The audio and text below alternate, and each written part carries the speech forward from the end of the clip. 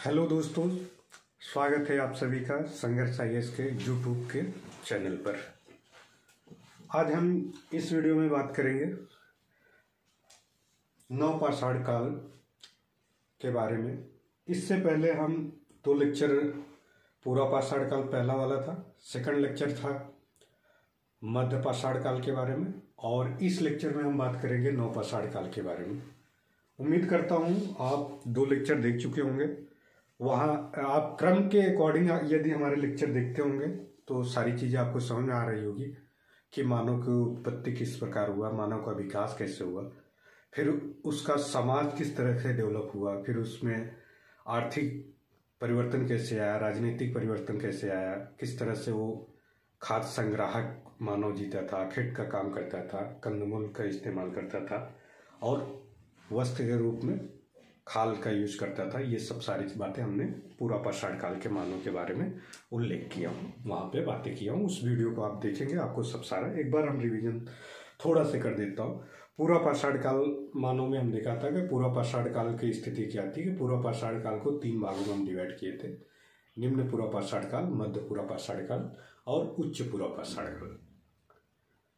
निम्न पूर्वापाषाण काल की जो संस्कृतियाँ थी वो कोर संस्कृति थी, और मध्य पूर्वापाषाण काल की जो संस्कृति फलक संस्कृति। इसके बाद उच्च पूर्वापाषाण काल की जो संस्कृति थी वो ब्लेड संस्कृति। ब्लेड संस्कृति को आगे बढ़ाते हुए मध्य पाषाण काल में आते हैं हम लोग, जहाँ माइक्रोलिथिक होता है, संक्रमण काल के नाम से जाना जाता है, जहाँ पे पूर्वापाषाण काल और नवपाषाण काल के दोनों उपकरण देखने को मिलता है। वहाँ पे दोनों के लक्षण देखने को मिलता है, पूर्वापाषाण काल के और नवपाषाण काल के। इस हिसाब से हम बात कर सकते हैं कि पूर्वापाषाण काल की जो बड़े पत्थर को यूज करते थे और मध्यपाषाण काल में अब छोटे पत्थरों का यूज किया जाता था। ब्लेड संस्कृतियाँ चल रही थी और आगे भी चली। इसके बाद हम नवपाषाण काल में आज बात करेंगे, ठीक है। तो नवपाषाण काल में क्या क्या होता है, विशेषताएं हम इसके पहले देखेंगे। नवपाषाण काल शब्द का उल्लेख सबसे पहले कौन किया था, इनके बारे में देखेंगे। नवपाषाण कालिक उपकरण कहाँ प्राप्त हुआ, नॉर्थ में किस तरह, कहाँ से स्टार्ट हुआ, इन सब के बारे में हम उल्लेख करेंगे। तो नवपाषाण काल का जो शब्द का सबसे पहले नियोलिथिक यूज किया गया था, इसके जन्मदाता थे सर जॉन लुबाक 1865 ईस्वी में। आप देख सकते हैं इनकी एक बुक थी प्री हिस्टोरिका टाइम नाम की बुक, पुस्तक में इन्होंने नियोलिथिक बात की। नियो मीन्स होता है नवीन, ये यूनानी शब्द है, यहाँ से लिथिक मीन्स पत्थर होता है। तो नियोलिथिक वर्ड यूज किया गया किसके द्वारा, सर जॉन लुबाक के द्वारा, ठीक है।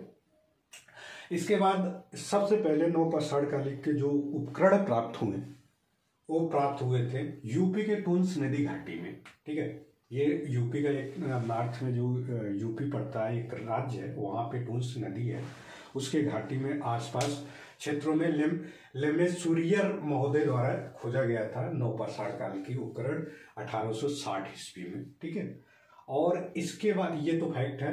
इसके बाद हम बात करते हैं नवपाषाण काल में अचानक कुछ विद्वानों द्वारा, जैसे गार्डन चाइल्ड द्वारा, एक बड़े इतिहासकार थे, बड़े विद्वान थे, इन्होंने नवपाषाण काल को नवपाषाण क्रांति का रिवॉल्यूशन शब्द यूज किया, रिवॉल्यूशनरी शब्द यूज किया कि अचानक द्रुतगामी परिवर्तन, किसी भी क्षेत्र में या किसी भी चीज में अचानक परिवर्तन हो जाना, उसे हम क्रांति के नाम से जानते हैं। चाहे अचानक किसी वस्तु की बात करूं या किसी चीज की बात करूं, तो इस हिसाब से देखा जाए तो इनका कहना भी कहीं ना कहीं सार्थक है, क्योंकि यहाँ पे कृषि की अचानक लोग व्यापक पैमाने पर यूज करने लगे। जो हम बात करेंगे मेहरगढ़ से स्थल से साक्ष्य प्राप्त हुए, किस तरह से अस्थायी निवास करते थे, कैसे। हम थोड़ा से तुलनात्मक भी अध्ययन करेंगे कि मध्यपाषाण काल और पूर्वापाषाण काल और नवपाषाण काल में किस तरह से संस्कृतियाँ धीरे धीरे डेवलप हुई। पूर्वापाषाण काल का जो टाइम पीरियड्स है वो काफ़ी लॉन्ग टाइम है, मध्यपाषाण काल का हालांकि कम टाइम है, बट नवपाषाण काल का भी टाइम पीरियड्स देखा जाए तो बहुत कम है।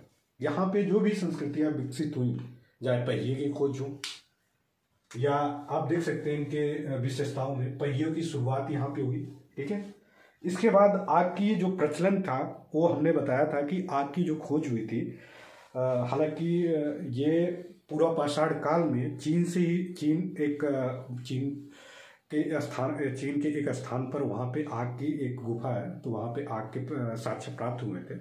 बट चीन की जो मध्य पाषाण काल में आग की खोज, आग से परिचित हुए, नियमित मात्रा में आग से पके हुए भोजन का सेवन करते थे। जिस तरह से हमने देखा प्रतापगढ़ से जाए मैदारा हो, जहाँ वहाँ का सराय नहर की बात करूँ, वहाँ पे देखें कि चूल्हे की प्राप्ति हुई है, चूल्हे में सामूहिक भोजन पकाने जैसे ऐसा कुछ साक्ष्य प्राप्त हुआ था। ठीक है, लेकिन यहाँ पे जो नवपाषाण काल में है, यहाँ पे भोजन तो पके पकान तो खा ही रहे हैं ये लोग, ठीक है, यहाँ के मानव, लेकिन इनमें और ज़्यादा डिफरेंस देखने को मिलेगा। यहाँ पे आप देखेंगे कि कृषि की शुरुआत हो गई, तो अनाज उपजाने लगे, अस्थाई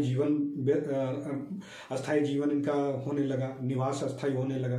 ठीक है, नवपाषाण काल के मानव के, नवपाषाण के मानव की अन्य जो बातें हैं, यहाँ पे औद्योगिक क्रांति भी आपको देखने को मिलेगा। जिस तरह से मृदभांड की हमने देखा, मृदभांड तो स्टार्टिंग तो मध्य पाषाण काल में ही मिल गया था। जो चौपानी मांडो ये पड़ता है मिर्जापुर के आसपास बेलन घाटी में, वहाँ पे भी मृदभांड पाया गया था मध्य पाषाण काल में। लेकिन नवपाषाण काल में व्यापक पैमाने पर मृदभांड यूज किया जाता था, क्योंकि कृषि की शुरुआत होने के कारण से अन्न का भंडारण जरूरत होती थी। तो मृदभांड मिट्टी के बनाए हुए बर्तन जो होते थे उनका ज़्यादा मात्रा में यूज करना जरूरी होता था, कि जिससे कि अन्न का भंडारण किया जा सके और काफ़ी लॉन्ग टाइम तक वो यूज कर सके वहाँ के मानव। तो अब धीरे धीरे जनसंख्या बढ़ी, अब यहाँ के मानव क्या है, जो खाद्य संग्राहक है अब खाद्य उत्पादक की ओर बढ़ रहा है। पशुपालन स्टार्ट हुआ, पशुपालन के साथ से व्यापक पैमाने पर लोग पशुओं को पालते थे। उनके जो पशुओं द्वारा मिल्क मिलता था या प्रोडक्ट मिलता था पशुओं के, उसका यूज करते थे, चाहे दूध हो, दही हो, इस तरह के प्रोडक्ट भी यूज किया जाता था। नवपाषाण काल की मेहरगढ़ से लगभग हर प्रकार का एक गांव का जो विकास होता है वो साक्ष्य प्राप्त हुआ है। मेहरगढ़ से कृषि के साक्ष्य प्राप्त हुए हैं, खेत के साक्ष्य प्राप्त हुए हैं, वहाँ निवास स्थान प्राप्त हुआ है, वहाँ पे आयताकार मकान प्राप्त हुए हैं जो कच्ची ईंट के बने हुए हैं। ठीक है, ये सब मेहरगढ़ से आसपास से प्राप्त हुआ। मेहरगढ़ बलूचिस्तान जो पाकिस्तान में पड़ता है, बलूचिस्तान क्षेत्र में पाकिस्तान के अंतर्गत मेहरगढ़ आता है, यहाँ पे ये सारी चीज़ें प्राप्त हुई हैं। ठीक है, और धीरे धीरे इनका समाज डेवलप हुआ। पहले तो हमने बताया कि बैंड समाज था, अब वो समाज परिवार का रूप लिया, नातेदारी रिश्तेदारी डेवलप हुआ, समाज थोड़ी जनसंख्या बढ़ी तो अब इनके सामूहिक रूप से एक दूसरे को रिस्पेक्ट देने लगे, मेल मिलाप करने लगे। यहाँ पहले मानव जो थे वो वस्त्र का उपयोग नहीं करते थे, बट यहाँ पे अब ऐसा कुछ जगहों पे साक्ष्य मिलता है जहाँ पे मानव वस्त्र का यूज करने लगे हैं। कपास के साक्ष्य मिले हैं मेहरगढ़ से आसपास से, तो मानो कहीं न कहीं सूती वस्त्र का यूज करने लगा है। इससे पहले खाल का यूज, पत्ते का यूज करते होंगे मानो। इस तरह से इतिहासकारों का मानना है कि अचानक ये परिवर्तन होने के कारण से गार्डन चाइल्ड द्वारा नवपाषाण काल को एक क्रांतिकारी एक काल माने गए हैं। ठीक है, तो ये बातें हमने आपको इनकी जो गार्डन चाइल्ड की थी, इस चीज़ों को मैं प्रमाण देने की कोशिश किया कि किस तरह से इन्होंने प्रमाण दिया है नवपाषाण काल को क्रांतिकारी के रूप में। ठीक है, क्रांति के रूप में। तो विशेषताएं हमने बताया, पहिए की शुरुआत, कृषि की शुरुआत हो गई, स्थायी आवास हो गया, गांव का विकास होने लगा। यहाँ पे मृदभांडों की तरह तरह के चमकदार जो मृदभांड होते थे, कलर किया जाते थे उसमें। यहाँ पे अलग अलग तरह के मृदभांड बनाने लगे लोग, मिट्टी के बनने लगे, चाक के मृदभांड बनने लगे। इन सब की बातें यहाँ नवपाषाण काल में देखने को मिलता है। मानो अब धीरे धीरे काफ़ी सभ्य हो गया, मानो ज़्यादा उनका एक समाज हो गया, उनके नातेदारी रिश्तेदारी होने लगी। इस तरह के नवपाषाण काल में देखने को मिलता है। ठीक है, जो पशुपालन की शुरुआत हुई व्यापक पैमाने पर, लोग पशुपालन की शुरुआत हमने देखा मध्य पाषाण काल में भागौर से, आजमगढ़ से। वहाँ पे भागौर के साक्ष्य मिले थे। भागौर जो आपके भीलवाड़ा क्षेत्र है राजस्थान में, भीलवाड़ा जिले में पड़ता है भागौर, वहाँ पे पशुपालन के साक्ष्य मिले थे। आजमगढ़ जो मध्य प्रदेश में स्थित है, तो वहाँ पे भी पशुपालन के साक्ष्य मिले थे। और यहाँ पे क्या है कि पशुपालन के साक्ष्य एक व्यापक पैमाने पे पूरे भारत के आसपास नॉर्थ से साउथ में भी पशुपालन के साक्ष्य देखने को मिला है। तो इस तरह से आप कह सकते हैं कि ऐसा दर्शाता है कि यहाँ पे पशुपालन के काफ़ी व्यापक पैमाने पर लोग यूज करते थे, पालते थे, जिससे उनके जो प्रोडक्ट होते थे पशुपालन के यूज करते होंगे। ठीक है, क्योंकि जनसंख्या कहीं न कहीं वृद्धि हुई होगी। तो ये बातें हैं। नेक्स्ट बात है पालिशदार चमकदार उद्योग। तो मतलब इनके जो उपकरण होते थे वो पत्थर के तो होते थे। हालांकि धातुओं ताम्र पाषाण काल का शुरुआत इनके नवपाषाण काल की क्लाइमेक्स के बाद, मतलब अंतिम चरण में स्टार्ट हुआ था तांबा का इनका प्रचलन या उपयोग करना। बट इससे पहले पाषाण का यूज करते थे। पाषाण मीन्स पत्थर का यूज करते, पत्थर के उपकरण होते थे। पत्थर के जो उपकरण हमने बताया था, चाहे क्वार्टजाइट हो, चाहे स्फटिक हो, किसी प्रकार के कार्नालाइट हो, किसी प्रकार का उपकरण पत्थर हो, उन पत्थरों का यूज करते थे, जिससे कि उनके उपकरण होते थे। तो जो उपकरण होते थे नुकीले होते थे, काफी धारदार होते थे, जिससे कि किसी भी जानवर को मारना, शिकार आखेट करना या उस नुकीले पत्थर से औजारों से उपकरणों से क्या करते थे, खेती की जुताई करते थे, बुआई करते थे। इस तरह की चीजें करने स्टार्ट हो गए। पालिशदार करते थे उसे, मतलब थोड़े से नुकीला बना देना, ये सब सारे। हड्डियों को उपकरण प्राप्त हुए कई जगहों पर। नवपाषाण काल के जो नवपाषाण काल थे वहाँ पे कई जगहों पर हड्डी के उपकरण प्राप्त हुए हैं। जैसे मनुष्य की हड्डी तो वही है, जानवरों को हड्डी के कई सारे उपकरण प्राप्त हुए हैं। ये बात हम करते हैं कि कहाँ कहाँ किस स्थान पे है, ये सब सारी बातें करेंगे। नेक्स्ट है अंतिम अवस्था में ताम्र धातु से परिचित हो गए थे, वस्त्र का प्रयोग करते थे, इस तरह के इन सब का था। ठीक है, तो अगर नवपाषाण काल के अगर के बारे में किसी ने पूछे कि इनकी विशेषता क्या थी और कौन, जो जितने भी यहाँ पे लिखा गया है बोर्ड पर जो हम बता रहे हैं कंसेप्ट, इससे ज़्यादा आपको मेंस या प्रीलिम्स में नहीं आएगा। ठीक है, मेंस में भी आप आराम से लिख सकते हैं कि अगर सामाजिक स्थिति बताना है तो मानो बैंड समाज से, जो एक चिपदम होता था कि बैंड समाज होती थी 20 से 40 लोगों का। फिर वहाँ पे क्या करते थे कि यदि शिकार करने जाते थे तो पूरा पाषाण काल में या मध्य पाषाण काल में तो लोग एक नेतृत्व करने वाला बंदा निकल के आता था, राजनीतिक के रूप में नेतृत्व करता था, कुछ क्षण के लिए चिपदम बन जाता था कि उस ग्रुप का, उस दल का, उस बैंड समाज का कुछ क्षण के लिए 2 घंटे 4 घंटे, जब तक वो शिकार पे गए, क्योंकि उसको पता रहता था कि कहाँ पे कैसे जंगल में जाना है क्या नहीं। तो जो शक्तिशाली होता, आत्मरक्षा जरूरी होती थी, बड़े बड़े जानवर होते थे।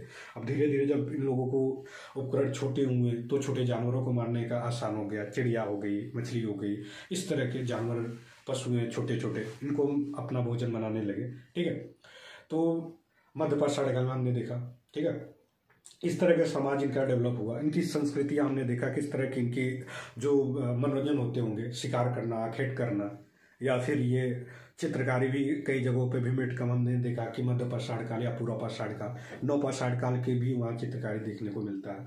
वहाँ पे किस तरह के लोग मानो रहते होंगे, किस तरह के उनकी मनोरंजन के साधन होंगे, जैसे नृत्य गायन या संगीत, इस तरह के, या तो फिर आखेट, शिकार करना, ये सब इनके संस्कृति के अंतर्गत आते होंगे। ठीक है, आर्थिक इनकी जो चीजें होती होंगी, तो नवपाषाण काल की बात करें तो कृषि में पशुपालन भी धीरे धीरे हो गया कि लोगों का जब कृषि हुआ तो वहाँ पे अन्न भंडारण हुआ, अन्नागार बनाए गए। कई जगहों पर मेहरगढ़ में अन्नागार के भी साक्ष्य मिले हुए हैं। मृदभांड होता था, बड़े बड़े मृदभांड, उसमें अन्न रखे जाते थे, ये सारे साक्ष्य मिले हुए हैं।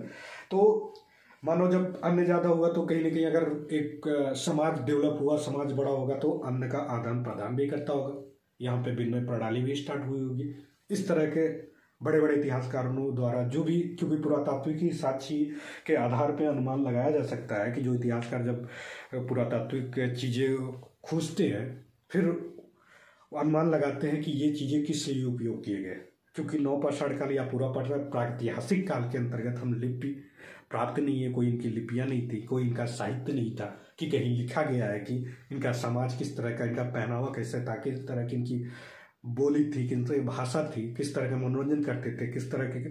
तो हम इतिहासकार क्या है, पुरातत्व चीजें खोजते हैं, अंदर जो दबी हुई चीजें हैं या कोई ऊपर मिली हुई इनके साक्ष्य हैं नवपाषाण काल के पत्थरों पर किसी प्रकार के, तो वहां से हम क्या करते हैं कि अनुमान लगा लिया जाता है कि आर्थिक जिंदगी इनकी कैसी होगी, सामाजिक कैसी होगी, सांस्कृतिक कैसी, मनोरंजन कैसे, खान पान कैसे, रहन सहन कैसे होते हैं। इतिहास के हर एक पहलू को हम समझते हैं, हर एक डायमेंशन को समझना ये इतिहास होता है। ठीक है, यदि आपको इतिहास में रुचि है तो हर डायमेंशन को समझ जाएंगे तो इतिहास बड़ा आसान हो जाता है। और ये मान के चलो यार, जो मृदभांड कल बनाए जाते तो आज भी मृदभांड बनाए जाते हैं। कुम्हार के घर जाइए, वो भी आपको मिट्टी के बर्तन बनाते हुए मिलेगा। हाथ से बनाते हैं, चाक से बनाते हैं। आप तो चाक बनाते हैं, लोग अब तो कम यूज कर रहे हैं, धातुओं के ज़्यादा यूज करते हैं, क्योंकि मिट्टी के जो मृदभांड होते हैं, मिट्टी के जो बर्तन होते हैं गिरने के बाद टूट जाते हैं, और जो इसके धातुओं के होते हैं, चाहे लोहे के, तांबे, एल्युमिनियम के, इन सब के बर्तन जो होते हैं थोड़े से लॉन्ग टाइम तक टिकते हैं, गिरने के बाद टूटते नहीं। तो अब स्टार्टिंग जो मानव थे उनका खान पान मृदभांड ही था, उनके मृदभांड बर्तन में वो भोजन पकाते होंगे जो भी है। तो जैसा ही प्राप्त हुआ है साक्ष्य, उसी के आधार पे हम बता रहे हैं, कोई अलग से नहीं बता रहे हैं जो किताबों में लिखा गया बड़े बड़े इतिहासकारों द्वारा, तो वही चीज़ें हम बता रहे हैं। ठीक है, तो नेक्स्ट हम बात कर रहे हैं कि इनका समाज के बात कर लिया, राजनीतिक, आर्थिक, सामाजिक, ये सब सारे बात कर लिया। इनके फैक्ट के बात कर रहे हैं, कहाँ कहाँ पे इनके स्थल पाए गए, स्थल में क्या क्या चीज़ें मिली है, ये मोस्ट इंपॉर्टेंट है। डायरेक्ट क्वेश्चन पूछ लेता है आपके प्लेन्स में। आप प्रीवियस ईयर क्वेश्चन देखेंगे, यूपीएससी हो या यूपी पीसीएस हो, स्टेट के अन्य पीसीएस हो, बीपीएससी हो या एमपी पीसीएस हो, राजस्थान पीसीएस हो, यहाँ तक एसएससी, बैंक, रेलवे एग्जामों में भी आपको डायरेक्ट ही क्वेश्चन पूछ लिया जाता है कि बताइए मेहरगढ़ किस लिए फेमस था, वो कौन सा स्थल है, नवपाषाण कालिक है या मध्यपाषाण कालिक है या पूर्वपाषाण कालिक है या इंडस सिविलाइजेशन के अंतर्गत वो स्थल आता है। तो इस तरह के डायरेक्ट क्वेश्चन पूछ लेता है। ठीक है, तो स्थल के बारे में जानिए, उस स्थल से क्या प्राप्त हुआ है। तो हम देखते हैं, ये इंडिया का मैप है, बहुत अच्छा नहीं बना है, बट ये है कि आप जो चीज़ें मैं बता रहा हूँ ज़्यादा से ज़्यादा देखिए। बहुत अच्छे तो हमारे पास कैमरे नहीं है, बहुत अच्छा बोर्ड नहीं है, जो है हम पूरी अपनी मेन क्वालिटी देना चाहते हैं, आपको सही चीज़ बताना चाहते हैं, मिसगाइड नहीं करना चाहते हैं, आपका सिलेक्शन दिलवाना चाहते हैं। अपने जो भी आपके ड्रीम्स हैं, या IAS अफसर बनना, पीसीएस अफसर बनना, यदि हिस्ट्री सब्जेक्ट आता है, हिस्ट्री से क्वेश्चन आता है, तो क्वेश्चन आपके छूटने नहीं चाहिए और आप गलत करके ना। मेरा मेन मकसद है, हमारा मेन उद्देश्य है संघर्ष IAS की टीम का, कि उन बच्चों तक पहुंचना जिनका एक सपना होता है कि IAS अफसर बनना या PCS अफसर बनना, बट वो किसी कारण बस सही गाइडलाइंस न मिलने का, सही गाइडेंस न मिलने के कारण से कहीं ना कहीं उनके सपने ही रह जाते हैं। वो चीज़ें हम लोग, क्योंकि हम भी आए थे जब दिल्ली में, तो हम लोगों को सारे ये प्रॉब्लम झेलना पड़ा था, सही गाइडेंस नहीं मिला, न कारण मिलने के कारण मिस गाइड बहुत हुए, फालतू किताबें पढ़ें, जो पढ़ना चाहिए वो नहीं पढ़ें, तो जिसके कारण से आपको लेट लतीफ़ हो जाता है सक्सेस होना, अपने सपने को पाना। वो चीज़ें हम नहीं करना चाहते। यदि आप हमारे वीडियो से देखते हैं तो आप प्रीवियस ईयर क्वेश्चन उठा के देखेंगे, सारे क्वेश्चन आपको यहाँ से मिलेंगे, और नए क्वेश्चन जब बनेंगे तो आप हमारे वीडियो देख के जाएंगे तो ये मान के चलिए कि इससे बाहर क्वेश्चन नहीं आने वाला। जितनी भी फैक्ट है इंपॉर्टेंट सारी यूज किया हूँ। हाँ, अगर और अच्छा नॉलेज चाहते हैं आप, और बेहतर नॉलेज चाहते हैं, तो आप मुझसे डायरेक्ट कमेंट करिए, या तो फिर हमसे जुड़िए। हमारे प्लेटफॉर्म पर जो IAS संघर्ष IAS करके एप्लीकेशन है, डिस्क्रिप्शन में आपको मिल जाएगा उसका लिंक, वहाँ से आप जाकर हमें मैसेज कर सकते हैं या कॉल कर सकते हैं, जुड़ सकते हैं। तो हम आपको पूरी हमारी जो एक टीम है, जो जितनी भी फाउंडेशन कोर्स स्टार्ट की है या टेस्ट सीरीज स्टार्ट कर रही है, वहाँ पे आपको डिटेल में सारी चीज़ें मिलेगी, हर चीज़ का एक्सप्लेन मिलेगा, सब कुछ सारी चीज़ें मिलेगी, ऑथेंटिक मिलेगी। Are you getting? ठीक है, नेक्स्ट हम चलते हैं। बात कर रहे थे यहाँ पे जो ये भारत है, भारत के जितने भी बुरजहोम दिख रहे हैं यहाँ नॉर्थ में, आपको देख ही रहे हैं बुरजहोम, ये जम्मू कश्मीर में पड़ता है। यहाँ से बुरजहोम नवपाषाण कालिक स्थल है। यहाँ से जो साक्ष्य मिले हैं, मानव के साथ कुत्ते का दफनाना। तो अब देखिए, मानव को पहले हमने देखा कि कब्रिस्तान दफनाना जाने की प्रभा पूर्वजों को मध्यपाषाण काल में कई सारे ऐसे स्थल मिले जहाँ पे दफनाने का साक्ष्य मिला। जिस तरह से हमने देखा प्रतापगढ़ के ये दमदमा हो या सराय नहर हो, तो वहाँ पे देखा कि हमने कि सराय नहर या दमदमा में कि लोगों को दफनाया गया, तो उनके ये है पूर्वजों को समान भाव से, समान भाव पूर्वक उनको रिस्पेक्ट के तरीके से देखा जाता था। ठीक है, तो यहाँ पे क्या है कि अब जो मानव को दफनाया जा रहा है, उनके साथ उनके प्रिय चीज़ें जो है, चाहे कुत्ता है, बिल्ली है, उनके उपकरण है, जो भी यूज किए गए वस्तुएं हैं, वो भी कई जगहों पर साक्ष्य मिले हैं, जिससे कि मानव का ऐसा यहाँ से इतिहासकारों का मानना है कि कहीं ना कहीं पुनर्जन्म, आत्मा, इस तरह की भावनाएं विकसित हो रही मानव की। ठीक है, तो जिस हिसाब से अगर किसी मानव के साथ देख लीजिए कुत्ते का दफनाया जाना, तो इससे क्या प्रतीत होता है? यही प्रतीत हो रहा है कि मानव को कितना ज़्यादा लगाव था अपनी वस्तुओं से, अपने प्यारे पालतू कुत्ते से। तो कहीं ना कहीं मानव के साथ उसके कुत्ते को दफना दिया गया। ठीक है, गर्तावास मिले। गर्तावास मीन्स होता है कि अब जो कहीं कहीं ऐसा होता है कि जैसे अब नॉर्थ में बात कर रहा हूँ, तो जम्मू कश्मीर में तो आज भी तो ठंड है। कल 9 पाषाण कालिक जो समय था, होलोसीन काल था, उस समय तो बर्फ तो और ज़्यादा पड़ रही होगी, क्योंकि प्लेस्टोसीन तो पूरा पाषाण काल में देखा, मध्य पाषाण काल में ज़्यादा टाइम नहीं था। होलोसीन हाँ, टेम्परेचर बढ़ चुका था, क्लाइमेट चेंज हो चुका था, मानव के विकास के लिए, वृद्धि के लिए नई नई प्रजातियाँ बनना, नए नए जीव जंतुओं का जैसे जैसे टेम्परेचर बना अनुकूल हुई परिस्थितियाँ और अनुकूल हुआ इन्वायरमेंट, पर्यावरण, तो मानव अपने आप को डेवलप करने लगा। तो वो सारी चीज़ें आपको देखने को मिला। तो मानव क्या होता था उस दौरान कि वो जमीन के अंदर खोद कर ऊपर से बंद कर लेता था, नीचे रहता था, उसे गर्तावास कहते थे। उस गर्तावास में भी राख होकर के कई सारी चीज़ें प्राप्त हुई हैं, वस्तुएं प्राप्त हुई हैं। ये बुर्जहोम का जो खोज किया है डी टेरा पीटरसन द्वारा, ये 2 इतिहासकार थे महान, इन्होंने खोज किया है। ठीक है, इसके बाद एक और स्थल जो इम्पोर्टेंट है, बहुत सारे स्थल प्राप्त हुए हैं, लेकिन हम सारे इम्पोर्टेंट स्थल की बात करेंगे, महत्वपूर्ण स्थल बात करेंगे नौपाषाणी, जो आपके एग्जाम में पूछता है। हम ऐसे स्थल की बात नहीं करेंगे जिससे आपके ऊपर इतने ज़्यादा बर्डन हो जाए कि कहीं ना कहीं उससे कोई फायदा ना हो। बट आपको मेन चीज़ें मैं बताने की कोशिश कर रहा हूँ कि समाज कैसे डेवलप हुआ, कैसी संस्कृतियाँ आई, कैसे आज इतनी 7 या 8 बिलियन जो अरब की जनसंख्या हो गई है, तो ये कैसी जनसंख्या इतनी बढ़ गई पूरी दुनिया की, तो या भारत की जो 1 अरब से ज़्यादा जनसंख्या हुई है, तो इस कैसे बढ़ गई? ये इसका यही कारण है, स्टार्टिंग के मानव कम जनसंख्या में थी, अब धीरे धीरे जैसे जैसे सुविधा बढ़ने लगी, उनके पास टेक्नोलॉजी, नई नई चीज़ें आने लगी, खान पान की हर एक चीज़ें आ गई, मेडिकल आ गया। अब मानव का यहाँ पर आप देखने को मिलेगा, मानव का जीवन प्रत्याशा भी बढ़ रही है, इन्वायरमेंट चेंज हुआ, तो कहीं ना कहीं वो एडाप्टेशन उनका अच्छा हुआ, उनका अनुकूलता बढ़ी उस इन्वायरमेंट को एडाप्ट करने का, तो कई मानव फिर जीवन प्रत्याशा तो बढ़ना स्टार्ट है, तो जनसंख्या भी तो बढ़ रही है। तो ये सब सारी चीजें हमने देखा। गुपकराल नाम का एक स्थान है यहाँ पे जम्मू कश्मीर में, मोस्ट इंपॉर्टेंट है। इसका गुपकराल मीन्स होता है कुम्हार की गुफा, इसका अर्थ होता है, और यहाँ से गर्तावास प्राप्त हुआ है, हड्डी के उपकरण प्राप्त हुए हैं, और कई सारे ओखली जो सिलबट्टे होते हैं, ओखली की साक्ष्य प्राप्त हुए, और बहुत सारे साक्ष्य प्राप्त हुए हैं गुपकराल से। ठीक है, मोस्ट इंपॉर्टेंट है, जितने इंपॉर्टेंट थे मैंने लिख लिया, एग्जाम में पूछा हुआ है, डायरेक्टली क्वेश्चन पूछ लेता है कि यह स्थान कहाँ पे है और किस काल के है, तो ये सारी चीजें आपको ध्यान देना है। नेक्स्ट हम बात कर रहे हैं यूपी के कुछ स्थान है जो इंपॉर्टेंट है, उनके बारे में बता दे रहे हैं। तो यूपी में एक स्थान है कुलडीवा, आप देख सकते हैं, कुलडीवा, चौपानी मांडो, मैगरा। ठीक है, ये सब बेलन घाटी के आसपास क्षेत्रों में पड़ता है, मिर्जापुर के आसपास, इलाहाबाद के आसपास क्षेत्रों में पड़ता है। तो कुलडीवा से धान की खेती या भूसी के साक्ष्य मिला है, जो इलाहाबाद से कुछ दूर पे किलोमीटर दूर पड़ता है कुलडीवा, वहां से प्राप्त हुए हैं। ये 6500 ईसा पूर्व के आसपास का माने जाते हैं कि धान की खेती के साक्ष्य मिले हुए हैं। ठीक है, नेक्स्ट है चौपानी मांडो। चौपानी मांडो इंपॉर्टेंट है। चौपानी मांडो हमने बताया कि मध्य पाषाण काल और नव पाषाण काल के दोनों के साक्ष्य वहां पे देखने को मिलता है। मध्य पाषाण काल की जो संक्रमण काल था मैं बताया था, तो नव पाषाण काल में चौपानी मांडो में मृदभांड के साक्ष्य मिले हैं, और चमकदार मृदभांड, अलग अलग प्रकार के मृदभांड के कई सारे साक्ष्य वहां पे देखने को मिला है। ठीक, नेक्स्ट बात कर रहे हैं महगरा, वहां पे एक स्थान है एक्चुअली यूपी के चौपानी मांडो के आसपास, वहीं पे जो बेलन घाटी है मिर्जापुर के आसपास ही क्षेत्र में।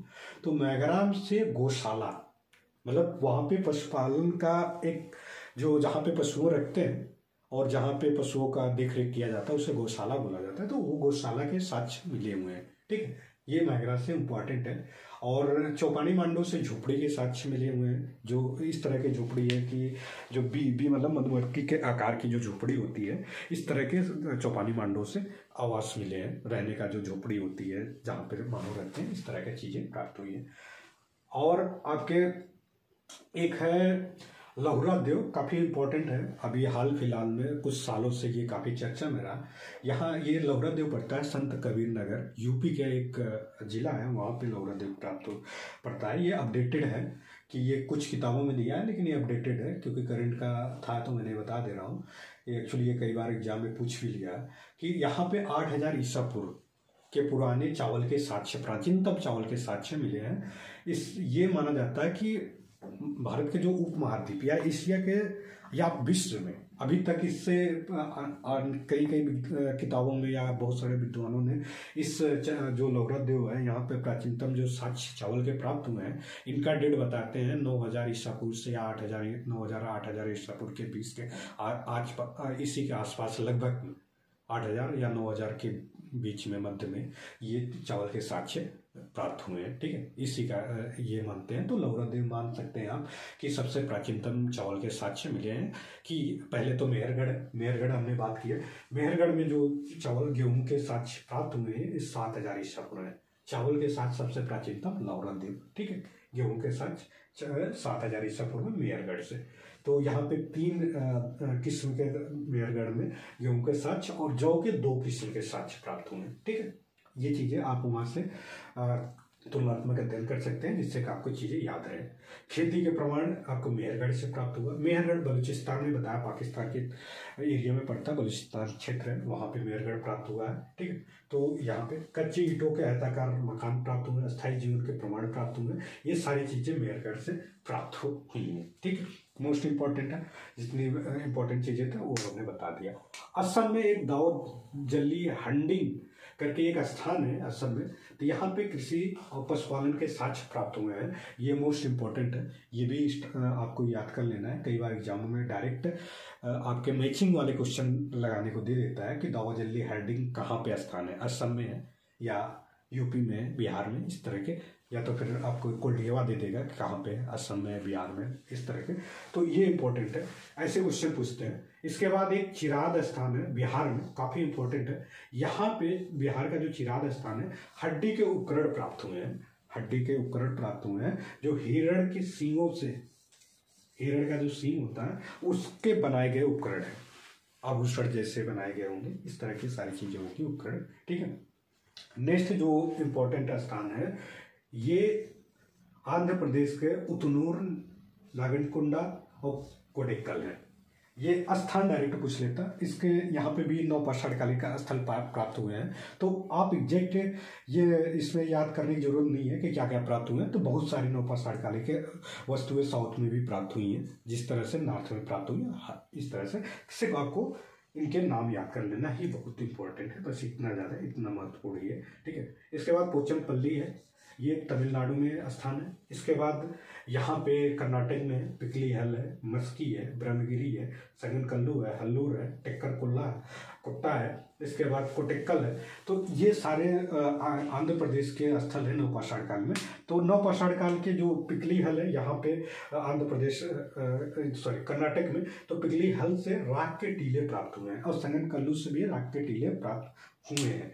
तो और यहाँ पे पशुपालन के साक्ष्य भी प्राप्त हुए हैं पिकली हल से, और गाय, बैल, बकरी और भेड़ जैसे आदि पालते थे, यहाँ से पिकली हल से राख के टीले, निवास स्थल साक्ष्य प्राप्त हुए हैं। तो साउथ में भी ये मानिए कि साउथ में सबसे पहले अगर कृषि के कोई किसी भी साक्ष्य प्राप्त हुआ है तो दक्षिण में तो रागी फसल प्राप्त हुआ है। सबसे पहले रागी फसल का वहाँ पे साउथ में प्राप्त हुआ, कोई भी फसल प्राप्त हुई है, क्रॉप से प्राप्त हुई है। ठीक है, ये इम्पोर्टेंट है। और कुछ हम इम्पोर्टेंट बात कर लेते हैं इसके विश्व के संदर्भ में कौन कौन से वस्तुएं कहाँ से प्राप्त हुई हैं, क्रॉप से खास करके, उसके बारे में बात कर लेते हैं। एक चीन स्थान है जहाँ पे यांगजी नदी घाटी है, जहाँ चावल के साक्ष्य प्राप्त हुए 7000 ईसा पूर्व के आसपास। और आप 7000 ईसा पूर्व के आसपास चावल के साथ चीन के यांगजी नदी घाटी है। बट आपने लहुरा देव में देखा कि 8000 या 9000, 8000 के मध्य ईसा पूर्व के आसपास प्राचीनतम जो चावल के साक्ष्य प्राप्त हुआ। तो इस हिसाब से आप सबसे प्राचीनतम साक्ष्य अगर चावल के देखा जाए तो लहुरा देव। ठीक, ये दुनिया अभी मान्यता प्राप्त हो रही है, बहुत सारे देशों ने इसे मान्यता प्राप्त कर लिए हैं कि यही स्थान है। ठीक, भारत भी तो पूरी तरह से मान्यता दे चुका है।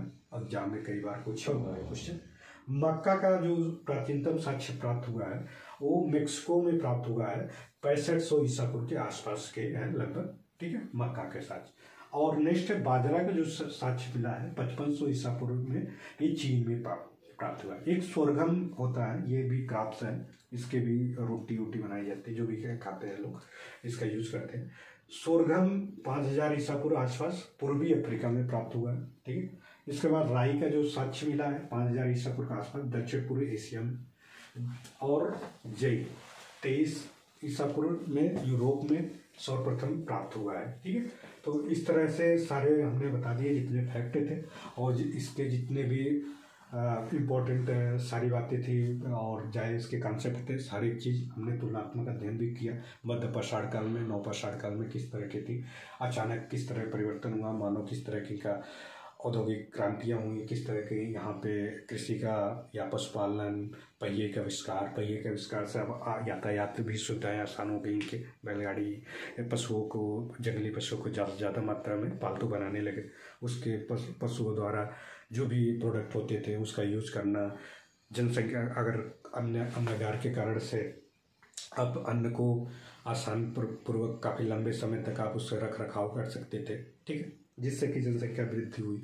मानो एक स्थान से दूसरे स्थान समाज भी डेवलप हुआ होगा, इनकी नातेदारी रिश्तेदारी भी चली होगी, विवाह भी प्रणाली होगी, परिवार भी बनना स्टार्ट हो गया है, गाँव बनना स्टार्ट हो गया नव पाषाण काल में। अब धीरे धीरे कबीला टाइप के गांव बन रहे होंगे, ठीक है। इस तरह के यहाँ पे फिर अब राजा का अस्तित्व में गणतंत्र की या फिर किसी प्रकार के, हाँ एक बात और है, मातृत्व प्रणाली थी। आपने देखा कि कई कई जगहों पर मातृ की मूर्तियाँ प्राप्त हुई थी, यहाँ पे भी मातृ की मूर्तियाँ प्राप्त हुई, लेकिन कहीं ना कहीं धीरे धीरे पितृत्व प्रणाली स्टार्ट हो रही है यहाँ पे नवपाषाण काल के कुछ जगहों पर ऐसा साक्ष्य प्राप्त हुआ है।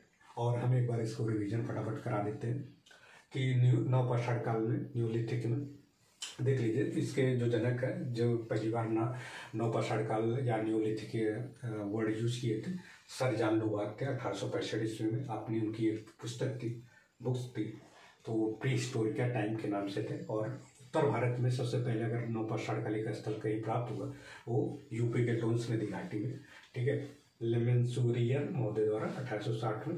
गार्डन चाइल्ड ने नवपाषाण काल को क्रांति कहा, ठीक है। इसके बाद इसकी विशेषताएं बता दी मैंने सारा, कि पहिए की खोज, कृषि की शुरुआत, स्थायी आवास, गांव का विकास, मृदभांड, पशुपालन की शुरुआत व्यापक पैमाने पर, पॉलिस्टर, चमकदार हड्डी के उपकरण, अंतिम अवस्था में ताम्र धातु से परिचित वस्तु का प्रयोग, ये सब सारे मेहरगढ़ इसके कहाँ पे बलूचिस्तान पे है, चाहे बुरजोहम गुप्त करार हो, बुरजोहम मानव के साथ कुत्ते को दफनाया गया, गर्तावास, ये डिटेरापिटेशन द्वारा बुरजोहम की खोज की गई, बुटराल में कुम्हार की गुफा, गर्तावास, हड्डी के उपकरण और वहाँ पे सिलबट्टे, ये सब प्राप्त हुआ। लौहरद्दी बता दी हमने, संत कबीर नगर में यूपी में पड़ता है। 8000 ईसा पूर्व में प्राचीनतम चावल के साक्ष्य प्राप्त हुए।